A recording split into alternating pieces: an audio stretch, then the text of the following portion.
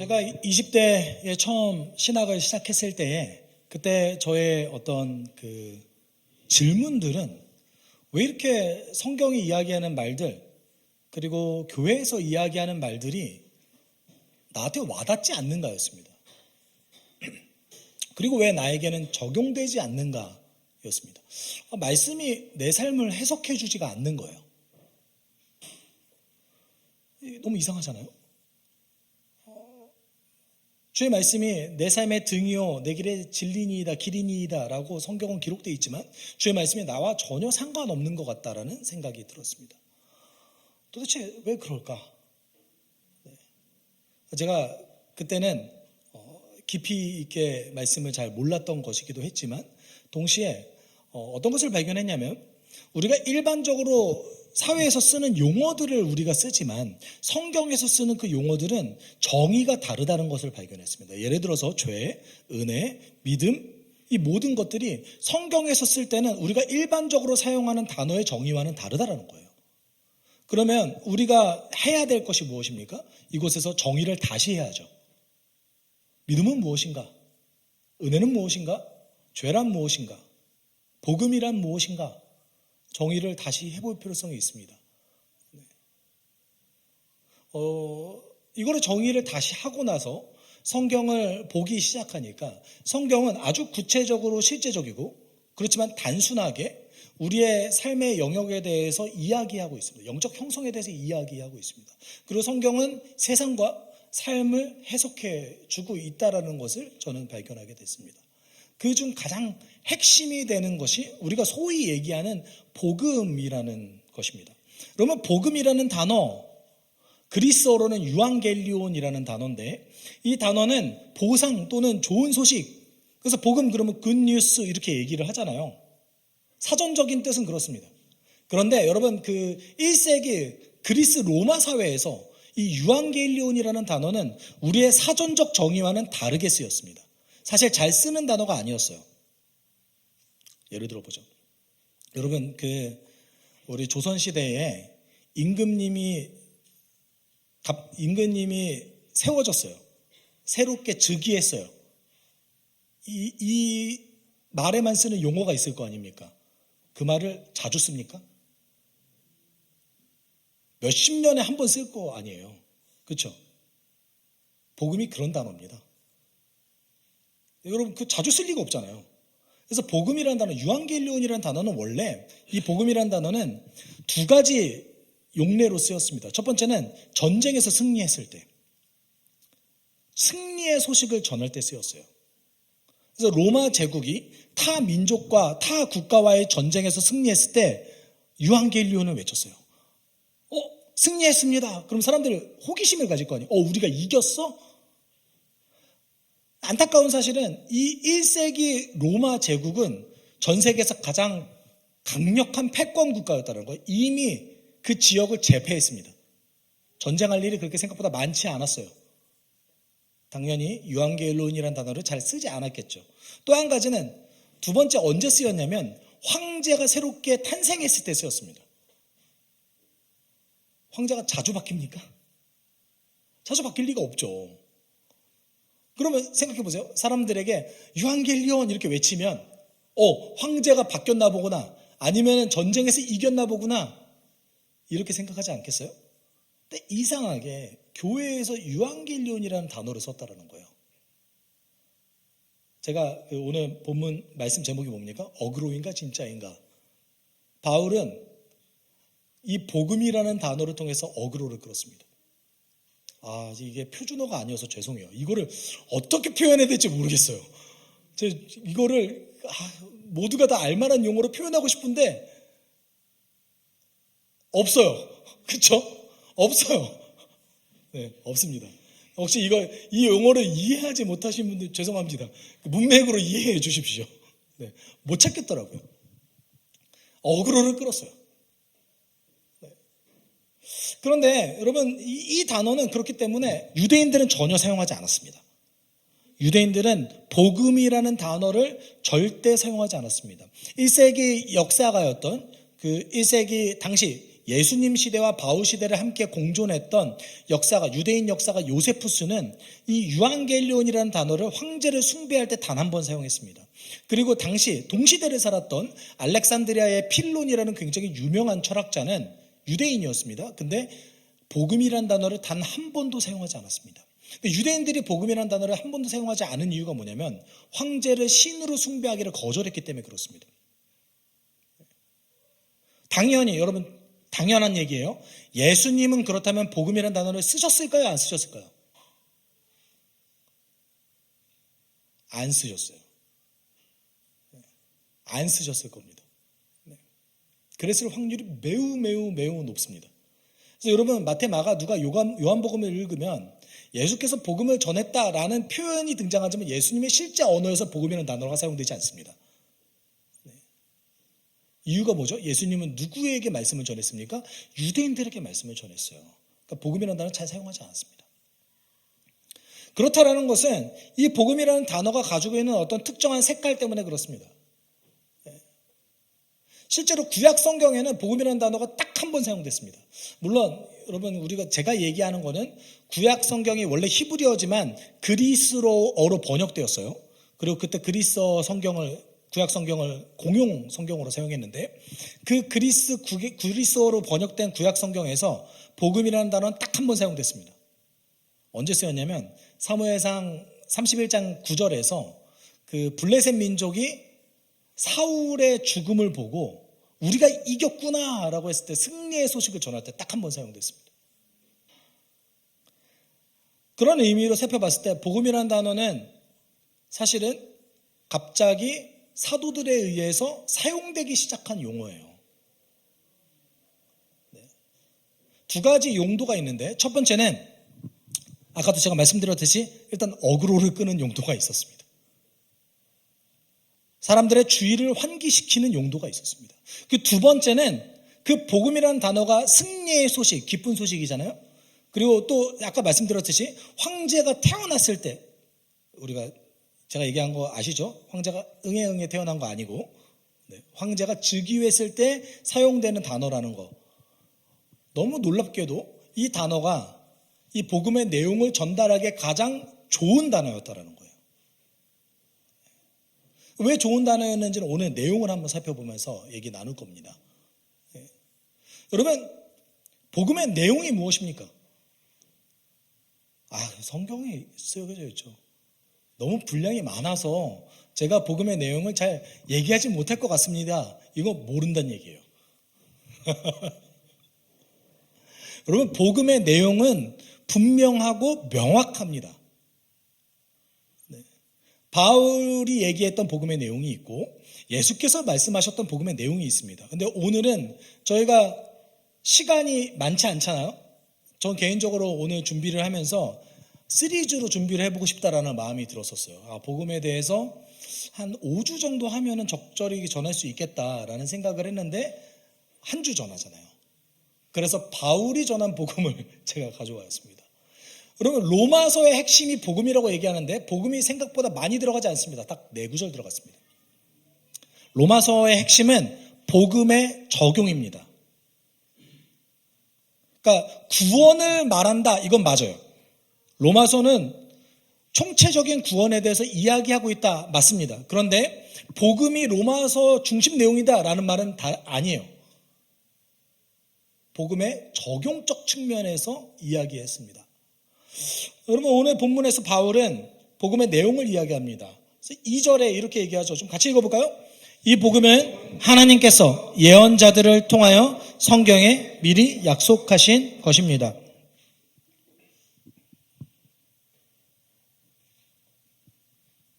여러분, 바울은 정확하게 그 복음, 자신이 전하려고 하는 기쁜 소식 또는 승리의 소식을 그 내용을 바로 언급하진 않습니다.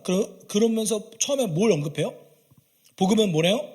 미리 약속되었다. 그럼 이게 어떤 의미를 가지고 있을까요? 종교는 보통 사회적으로 형성됩니다. 그렇죠? 사회 현상적이에요. 그래서 그 사회가 가지고 있는 문제, 그 사회 구성원들이 가지고 있는 어떤 니즈, 욕구, 그것을 채워주기 위해서 지식인들이 만들어내는 경향성이 큽니다. 대체적으로 동양 종교들이 대부분 그렇죠. 불교의 석가모니도 역시 사회 문제와 굉장히 밀접하게 연관이 되어 있습니다. 여러분, 동양 종교 또 다른 게 무엇이죠? 유교, 도교. 그 전부 다 당시에 사회가 굉장히 어지러웠을 때 제자백과 사상이 나오지 않았습니까? 그게 아니라는 얘기를 하고 있는 거예요. 여러분, 기독교는 사회적 현상이 아닙니다. 이유를 제가 말씀드릴게요. 왜냐하면 로마의 가장 전성기에 기독교는 형성되어졌습니다. 사회 문제가 그렇게 크게 있었던 때가 아니에요. 혼란스럽지 않았어요. 그 시대를 역사가는 팍스 로마나 로마의 평화의 시기다라고 얘기했어요. 가장 최고의 전성기 때 예수께서 로마 제국에 있는 갈릴리 지역에 오셨습니다. 또 한 가지, 그러면 유대 사회는 갈등이 많고 사회적 분란과 니즈가 많지 않았습니까? 라고 얘기할 수 있지만 예수께서 말씀하신 것들은 유대인들의 니즈가 아니었어요. 그렇지 않습니까? 유대인들이 가장 격렬하게 예수님을 반대했습니다. 기독교는 사회적 현상이 아니었습니다. 그리고 오늘 본문 속에서 얘기하는 건 뭘 얘기해요? 기독교는, 복음은 하나님께서 미리 예비하셨고 계획하셨고 그 계획을 알리셨으며 그 계획을 실행하셨다라는 것을 얘기하고 있습니다. 여러분, 이 말이 어떤 함의를 갖고 있냐면 세상을 만드시고 세상에서 모든 것을 하실 수 있는 하나님께서 약속 가운데 자기 자신을 제한하셨다는 것을 뜻해요. 어떤 뜻인지 이해가 가셨어요? 하나님 다 하실 수 있어요. 다 하실 수 있는데 뭔가를 약속하셨다는 것은 그 약속을 반드시 하셔야 된다는 것을 뜻하고 자기 자신을 구속하고 제한하셨다는 걸 뜻합니다. 여러분, 우리 삼위 하나님께서는 자기 스스로를 우리를 위해서 제한하셨어요. 하나님께서는 모든 걸 하실 수 있으면 약속하심으로 자기 자신을 약속으로 제한하셨어요. 예수께서는 하나님이시지만 인간이 되셨어요. 존재 자체를 제한하셨죠. 성령께서는 모든 능력을 하실 역량이 있으시지만 오직 주의 말씀 안에서만 행하시겠다고 약속하셨어요. 어떻게 돼요? 말씀 가운데로 자기 자신을 제한하셨다는 걸 뜻해요. 왜 그러셨을까요? 여기서 얘기하는 예언자들은 구약 성경에 나오는 대략 그 이스라엘 역사의 전체 분량으로는 2200년 정도의 시간, 그리고 기록된 역사로는 1600년 동안 기록됐습니다. 그 기록 가운데 하나님은 극소수의 사람들을 선택하셔서 하나님의 뜻을 백성 가운데 알리셨는데 그 모든 사람들을 다 예언자라고 얘기할 수 있습니다. 구약에 있는 선지서를 쓴 일부의 사람들만 얘기하는 게 아닙니다. 왜 그러셨을까요? 여러분, 하나님의 성품과 관련이 있습니다. 이번에 히브리서 6장 18절 이렇게 얘기하고 있어요. 하나님께서는 약속하시고 맹세하실 때 거짓말을 하실 수 없습니다. 하나님 약속하셨어요? 그러면 그 약속을 반드시 지켜야 돼요. 여러분, 성경은 관점이 조금 달라요. 왜 관점이 다르냐면 잘 생각해 보십시오. 대부분의 많은 종교에 있는 신들은 좀 변덕이 있습니다. 분노하면 막 이상한 짓거리를 해요. 그리스 로마 신화 봤어요? 신들이 왜 이렇게 나빠요? 그렇죠? 사람들이 가지고 있는 신에 대한 생각은 신은 악하고 변덕스럽답니다. 그럼 제가 왜 악하고 변덕스럽게 행동합니까? 이득을 얻기 위해서잖아요. 그래서 대부분의 신화, 특히 고대 근동 신화에서의 신은 인간을 착취하는 신이었습니다. 제가 질문 드릴게요. 근데 성경은 그러니까 하나님이 이 세상의 주인이라고 얘기해요.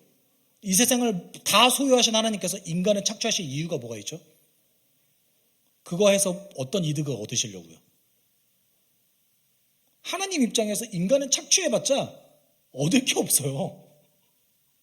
그렇지 않아요? 그럼 하나님 입장에서 세상을 다 가지셨잖아요. 가장 이로운 행동은 무엇입니까? 하나님 입장에서 자기 자신의 성품을 추구하는 거예요. 이게 가장 이로운 행동입니다. 하나님 입장에서. 왜 하나님이 이렇게 섬기셨어요? 왜 하나님이 이렇게 모든 걸 다 주셨어요? 하나님 입장에서 그게 가장 좋은 행동이에요. 왜냐면 이미 다 가졌는데 뭘 더 가져요? 그렇지 않습니까? 하나님이 약속하셨다. 이 말은 하나님이 자기 자신의 성품을 추구하기로 작정하셨다라는 겁니다. 그래야 믿을 만하지 않겠어요? 전 가끔 가다가 여러분 여기 계신 분 중에 손 들지 않으셔도 괜찮습니다. 점 보시는 분이 있을 수도 있어요. 그러면서 이렇게 얘기하시잖아요. 난 재미로 봤어요. 근데 왜 이렇게 잘 믿어요? 제가 이렇게 점을 보는 분들 이렇게 가끔 얘기 들어보면 재미로 본대요. 어쩌다 가끔 이렇게 본대요. 근데 왜 이렇게 잘 믿는지 모르겠어요. 근데 또 생각해 보면 그 점을 보는 과정, 그 무당이 신을 섬기는 그 과정에 그 신이 굉장히 변덕스러워요. 내가 치성을 열심히 드려야 나한테 뭔가 준다고 생각하잖아요. 그런 신을 어떻게 믿을만 합니까? 그러니까 내가 열심히 정성을 다해서 뭔가를 이렇게 드렸어요. 근데 이 존재가 나에게 한번 당해봐라. 그래서 해코지하면 어떡해요? 아닌가요? 제가 너무 악하게 생각하는 겁니까? 어떻게 믿을만해요? 네. 우리가 종교는 믿을만해야 하는 겁니다. 믿을만해야 신뢰하는 겁니다. 우리 하나님께서는 신뢰할만 합니다. 성경은 하나님께서 신뢰할 만하다, 믿을 만한 신이시다라는 것을 설득하기 위해서 엄청난 분량을 할애합니다. 구약 성경 읽어보세요. 구약 성경에 한글 성경으로 자비라고 번역되는 헤세드라는 단어는 하나님께서 약속을 성취하신다, 반드시 자신이 하신 약속을 지키신다라는 것을 뜻하는 단어입니다.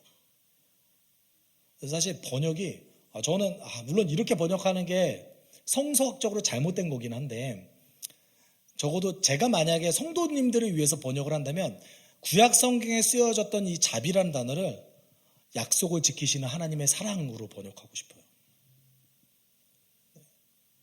이거를 엄청나게 강조합니다. 여러분, 하나님께서 이 복음에 대해서는 미리 예고하셨다, 그리고 약속하셨다라는 단어는 하나님 지키기로 작정하셨다라는 것을 뜻합니다. 우리 하나님 그렇기 때문에 믿을만 하십니다. 그 복음의 내용은 무엇입니까? 3절 같이 읽어볼까요?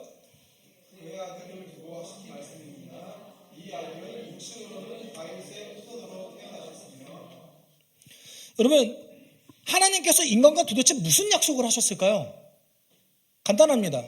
파괴된 하나님의 창조물을 회복시키는 것. 이게 하나님의 약속이에요. 여러분 스스로는 건강하다고 느끼십니까? 제가 오늘 우리 반주하는 자매와 그런 얘기를 했어요. 모든 인간은 유익한 행동을 하는 것을 고통스러워한다라고 말했어요. 제가 다이어트라는 걸 굉장히 고통스러워하거든요. 유익하잖아요. 건강을 위해서. 근데 쉽게 얻고 싶어요. 알약 하나 먹으면 살 빠졌으면 좋겠어요. 그렇지 않습니까? 여러분, 우리의 정서는 우리에게 유익하지 않은 것을 향해서 나아갑니다. 우리의 의지는 절대로 믿을 만하지 않습니다. 우리의 지식은 언제나 편향되어져 있습니다. 세상에서 가장 위험한 사람은 내가 다 안다, 나는 문제가 없다라고 판단하는 자들입니다.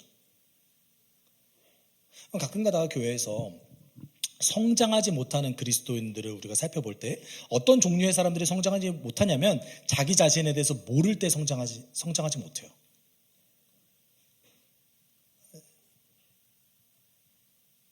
여러분, 우리는 파괴되었습니다. 하나님이 우리 가운데 하셨던 약속은 파괴된 우리를 회복시키는 거예요. 그것을 위해서 누구를 보내셨어요? 예수를 육신 가운데로 보내셨습니다. 여기서 얘기하는 다윗의 후손으로 태어나셨다라는 단어는 전 개인적으로는 어떻게 번역하고 싶냐면 다윗의 후손으로 존재하게 되셨다라는 번역으로 사용하는 게 더 중요한데 이 헬라어 단어가 예수님이 하나님으로서 계신 분이신데 인간이 되셨다라는 것을 표현하기 위해서 쓰는 헬라어 단어예요. 그래서 사실 빌립보서 2장 6절 7절이 오늘 본문을 다른 언어로 이야기했는데 같이 읽어볼까요? 그는 하나님의 모습을 지녔으나 하나님과 동등함을 당연하게 생각하지 않으시고 오히려 자기를 비워서 종의 모습을 취하시고 사람과 같이 되셨습니다. 그는 사람의 모양으로 나타나셔서. 여러분 잘 보세요. 빌립보서 2장 6절 7절은 예수님은 하나님이다. 그런데 하나님으로서의 모습을 버리시고 인간이 되셨다라고 얘기하고 있습니다. 그것이 빌립보서 2장 6절 7절 얘기입니다. 왜요? 굳이 왜 인간이 되셔야만 했죠? 여러분 이런 고민 안 해보셨습니까? 하나님이 우리를 살리시겠대요? 그냥 살리시면 안 돼요? 저는 이 고민 때문에 한 2, 3년이라는 시간을 몰두했습니다. 왜 이렇게 복잡한 과정으로 인간이 되셔서 십자가를 지셔야지만 우리를 구원하시겠다고 얘기하신 거지? 왜 이게 하나님의 해결책이지? 여러분 생각보다 단순합니다. 하나님 약속하셨기 때문이에요. 하나님 두 가지 약속을 하셨습니다. 구약 성경에 두 가지 약속의 가장 큰 메인 축입니다. 하나는 우리의 죄 때문에 우리를 심판하겠다. 이게 첫 번째 약속입니다. 두 번째 약속은 무엇입니까? 그럼에도 불구하고 내가 너희를 살려줄게. 두 번째 약속이에요. 이게 어떻게 한 번에 지켜질 수 있죠? 여러분, 그러니까 우리의 관점에서 복음을 살펴보면 정말 이해하지 못하고 어리석고 복잡하고 긴 시간을 들여서 하는 행동입니다. 하나님의 관점에서 복음을 살펴봤을 때는 당연하게 하실 일이에요. 세상에 모든 것을 소유하셨는데 자신이 성품을 추구하는 것이 무엇이 잘못됐습니까? 여러분 예수께서 하나님이심에도 불구하고 인간이 되신 이유는 마태복음 20장 28절 때문입니다. 인자는 섬김을 받으러 온 것이 아니라 섬기러 왔으며 많은 사람들을 위하여 자기 목숨을 몸값으로 치러주기를 위해 왔다. 인간이 받아야 마땅한 심판을 받기 위해서 오신 거예요. 그는 왜 오셨어요? 죽으러 오셨어요. 십자가 사건은 하나님의 살리겠다는 약속과 죽이겠다는 그 심판의 약속이 동시에 성취된 사건입니다. 그러기 위해서 오셨어요. 그러면 여러분 어떤 문제를 해결하겠다는 겁니까?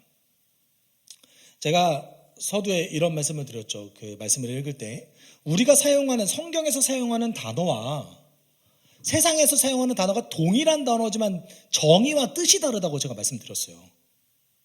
다 달라요. 다. 여러분이 평소에 생각했던 사랑의 개념과 성경이 얘기하는 사랑의 개념이 다릅니다. 죄도 똑같아요. 우리가 보통 죄는 어떻게 표현합니까? 도덕적이고 윤리적으로 접근하죠. 그래서 어떤 법칙을 어기는 것을 죄라고 여깁니다. 물론 성경도 하나님의 법을 어기는 것을 죄라고 이야기합니다. 그런데 그것이 본질이라고 얘기하고 있지는 않습니다. 우리가 교회에서 죄를 윤리적이고 도덕적으로 다룹니다. 그렇죠? 그럼 이런 질문을 하게 되죠. 그리스도인보다 더 도덕적인 사람은 어떻게 할 거예요? 그는 죄가 없습니까? 그리스도인보다 더 윤리적으로 사는 사람이 있습니까? 없습니까? 있어요. 더 아름답게 사는 사람이 있습니까? 없습니까? 있어요. 그럼 그는 죄인이 아닙니까? 그렇지 않습니다. 성경이 이야기하는 죄의 본질은 하나님이 이 땅의 주인이라는 것을 우리가 거부하고 자기 자신이 주인이 되는 것을 뜻합니다. 이게 죄의 본질이에요. 죄의 본질은 어디에 있습니까? 자기 중심성에 있습니다. 여러분, 세상의 모든 문제를 여기에서 비롯된다고 얘기해요. 자기 중심성. 우리 생각보다 이 자기 중심성의 위험에 대해서 잘 인식하지 못할 게 많아요. 그렇죠? 여러분 정치인 투표할 때 제가 너무 민감한 주제를 얘기했나요? 네, 어떤 정당 얘기하는 거 아닙니다. 아니에요.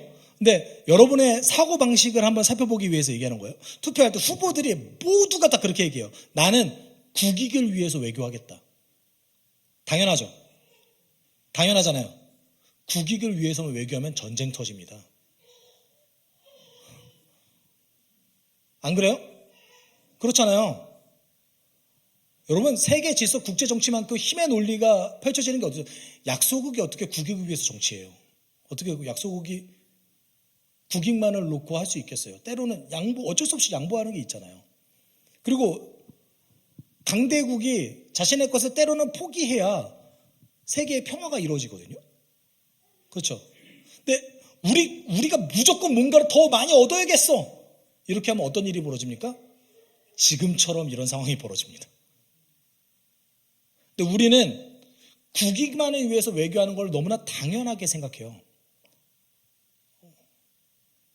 여러분, 세상은 자기 중심으로 살아가는 것, 인생의 주인이 나라고 얘기하는 것, 이걸 당연하게 얘기합니다. 근데 정말 제가 진심으로 여러분께 여쭤보고 싶은 거는, 여러분 인생의 주인이 정말 여러분입니까? 아니면 누군가의 영향을 받아서 형성된 겁니까? 우리는 다 어떤 시기가 되었을 때 결혼합니다. 인생에 누군가를 보고 따라갑니다. 홀로 존재할 수 있는 자는 아무도 없습니다. 심지어 재벌조차 시장의 눈치를 봅니다. 인생의 주인이 정말 자기입니까? 아니면 하나님이 주신 수많은 선물들을 보면서 누리면서 영향을 받아 살아갑니까? 언젠가 죽을 수밖에 없는 존재가 어떻게 나를 주인이라고 얘기할 수 있습니까? 삶은 불확실하지만 죽음은 확실합니다. 여러분, 성경은 죄의 본질을 자기 중심성, 하나님이 주인임에도 불구하고 그 주인의 자리에서 자기를 들여다놓는 것을 죄라고 얘기하고 있습니다. 예수께서 하고 싶었던 것이 무엇이냐면 이 자기 중심성의 문제를 해결하시고 싶으셨던 거예요. 그래서 이 땅 가운데 오셨습니다. 그리고 죽으셨습니다. 4절에 이것만 하셨나요? 또 다른 것도 하셨어요? 같이 읽어볼까요? 성령으로는 죽은 사람들 가운데서 부활하심으로 나타내신 성령으로 하나님의 아들로 확정되신 분이십니다. 그는 곧 우리 주 예수 그리스도이십니다. 여러분, 성령으로 죽은 사람들 가운데서 부활하셨다. 여러분, 부활이 도대체 우리 삶에 어떤 의미가 있습니까? 고린도전서에 보면은 부활에 대해서 얘기하면서 예수께서 모든 죽은 자들 가운데서 첫 열매로 우리 가운데 부활하셨다 이렇게 말씀하시고 있습니다. 여러분, 부활은 언젠가 우리도 경험한다 입니다. 여러분 모르시는 분도 계시더라고요. 여러분 언젠가 부활하세요. 천국이 영적 세계라고 생각하는 분이 계시는데 아니요. 우리의 육체를 입고 갑니다. 그런데 아까 제가 말씀드렸잖아요. 우리의 존재가 파괴됐다고요. 유익한 거를 그렇게 기뻐하지 않는다니까요. 부활한 육체는 이 문제가 해결된 겁니다.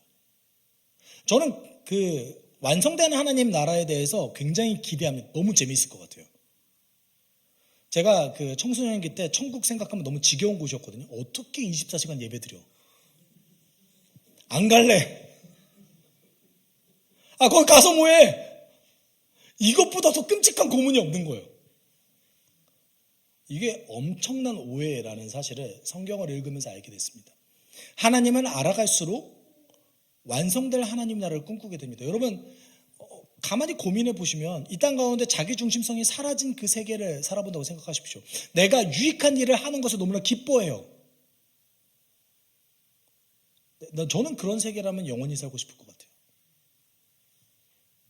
영원히 살면 지겹지 않을까? 왜요? 왜? 내 유익한 행동을 하는데 너무 기쁜데? 그 시절에는 학교는 수시로 가지 않겠어요? 다른 직업도 배워야 되니까. 저는 완성될 하나님 나라 너무 좋을 것 같아요. 여러분, 예수께서 부활하셨다는 것은 완성이 있다라는 걸 뜻합니다. 언젠가 완성이 된다. 우리는 그곳으로 들어간다. 그리고 예수께서 그리스도가 되셨다. 여러분, 그리스도라는 단어가 사실 왕을 뜻하는 단어입니다. 그리스도라는 단어의 사전적 의미는 기름을 부음받은 자라는 뜻인데 이 기름 부음받은 자는 왕이라는 뜻이에요. 여러분, 복음의 핵심은 뭐냐면 예수가 뭐가 됐다? 왕이 됐다.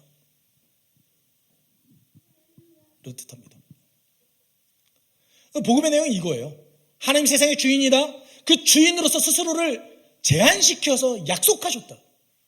그 약속은 무엇인가? 우리를 살리는 거다. 피조세계를 회복하는 거다. 그것을 위해서 예수가 왔다. 그리고 예수가 부활했다. 완성이 있다. 예수가 부활하심으로 우리의 왕이 되셨다. 새로운 나라가 열렸다. 이 내용이 복음이에요. 단순하죠? 깊습니다. 우리는 평생 이걸 알아갑니다. 우리는 평생 이것을 추구합니다. 그러면 그 복음의 내용에 대한 우리의 정당한 반응은 무엇입니까? 여러분, 왕이 새롭게 생겼어요. 새로운 나라의 왕이 생겼어요.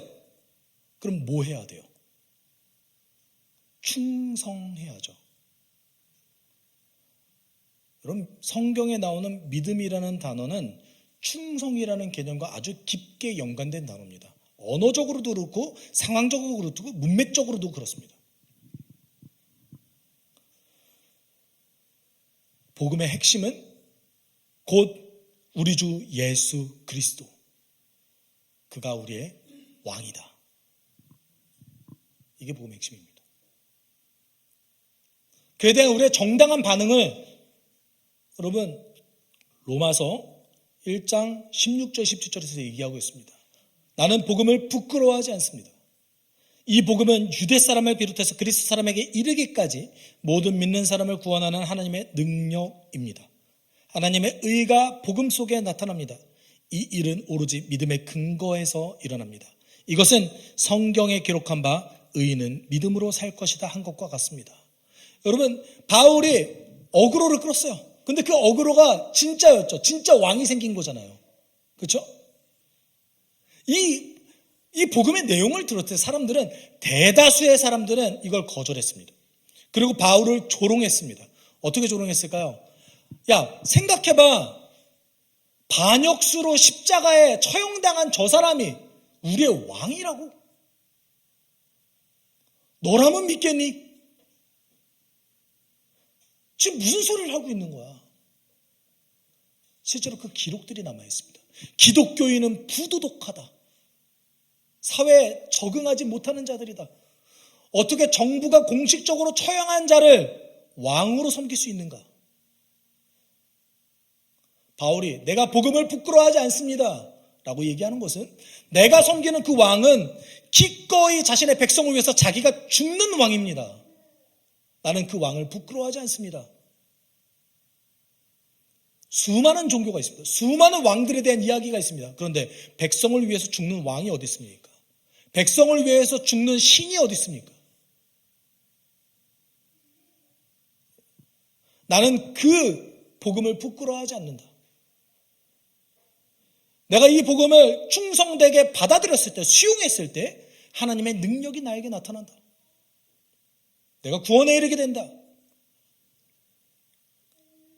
여러분, 성경은 정말 압도적인 분량으로 하나님께서 믿을 만하다라는 것을 설득하고 있습니다. 저는 개인적으로 제가 성경을 연구하면서 복음을 받아들이지 않을 이유가 전혀 없는 거예요. 왜냐하면 세상에 그 어떤 종교가 신이 인간을 위해서 죽습니까? 그렇죠. 하나님을 주인으로 받아들이는 게 전혀, 예수를 나의 왕으로 받아들이는 게 전혀 저에게 어색하지 않습니다. 왜냐하면 그렇게 살아가는 것이 내 삶에 더 유익하다는 것을 알기 때문에 그렇습니다. 여러분, 기억하십시오. 이방신은, 우상은 우리에게 해를 끼치고 착취하나 하나님은 우리에게 오로지 주시기만 하십니다. 바울이 모든 그리스 신을 모아둔 그 만신전에서, 아레오바고에서 설교할 때 우리 하나님은 주시는 분이다 라고 선언했습니다. 그럼 이 복음을 저는 받아들이지 않을 이유가 전혀 없습니다. 여러분들도 수용하길 소망합니다. 회복의 길을 가시길 소망합니다. 지금 함께 기도했으면 좋겠습니다. 여러분, 세상은 우리를 속입니다. 너의 인생은 네 거야. 네가 마음대로 살아도 돼. 너가 마음대로 너가 주인으로서 살아도 괜찮아. 성경은 우리에게 이야기합니다. 너의 왕은 예수야. 이 세상의 주인은 하나님이야. 그것을 위해서 내가 너의 주인이 되기 위해서 엄청난 대가를 지불했어. 오늘도 하나님 우리를 설득하십니다. 나를 따라 바른 길을 오려고 해. 우리 함께 기도할 때 하나님, 이 복음의 내용에 대해서 내가 수용하게 도와주십시오. 내가 받아들이게 도와주십시오. 하나님을 주인으로 살아가는 것이 내 인생에 가장 유익하다라고 인정하고 결단하게 도와주십시오. 오늘 도와주십시오. 우리 함께 이렇게 기도하도록 하겠습니다. 사랑이 많으신 하나님 아버지, 오늘 우리를 불러주심에 감사를 드립니다. 하나님, 당신께서 스스로를 제안하셔서 우리에게 약속하셨고 그 약속을 실행하셨습니다. 예수는 인간이 되셨고 죄의 문제를 해결하셨습니다. 하나님, 우리에게 부활이 있고 우리에게 완성이 있습니다. 하나님, 그것을 소망하게 도와주십시오. 하나님, 그것을 위해서 살아가게 도와주십시오. 하나님의 그 놀라운 사랑 이야기에 내가 전적으로 반응하게 주님 도와주십시오. 내가 그 복음을 부끄러워하지 아니하노니 그 복음은 하나님의 능력과 의가 드러난다는 사실을 우리가 기억하게 주님 인도하여 주십시오. 나는 지금 이 순간에 세워주신 그 하나님, 우리는 지금 이 순간 이곳에 불러주셔서 복음의 소식을 듣게 하신 그 하나님, 그 복음은 단지 어그로가 아니라 진짜라는 사실을 우리가 기억하게 도와주십시오. 우리에게 진짜 새로운 나라와 새로운 왕이 생겼습니다. 하나님, 그 왕의 충성을 다하는 우리 될 수 있게 인도해 주십시오. 주님, 한 주간 그 마음으로 살아갈 수 있게 도와주십시오. 사랑이 많으신 하나님 아버지, 복음의 내용은 예수 그리스도가 이 땅의 문제를 해결하고 새로운 나라를 여셨으며 왕이 되셨다라는 것입니다. 우리가 그것을 받아들이고 주님을 나의 삶의 주인으로 삼아 살아갈 수 있게 주님 도와주십시오. 그랬을 때 우리에게 정말 놀라운 유익과 풍성함이 있을 줄 우리는 믿습니다. 한 주간 당신을 주인 삼아 살아가길 소망하오니 우리에게 베푸신 그 놀라운 은혜와 사랑을 기억하며 살아갈 수 있게 주님 도와주시옵소서. 모든 것 감사드리며 거룩하신 예수 그리스도의 이름으로 기도드립니다. 아멘. 주 예수 그리스도의 은혜와 하나님의 사랑과 성령의 교통하심이 주 안에서 살아가길 소망하는 그 복음의 내용, 예수를 왕으로 삼길 소망하는 숲속교회 성도들과 그들의 한 주간의 삶 가운데 함께 있을지어다. 아멘.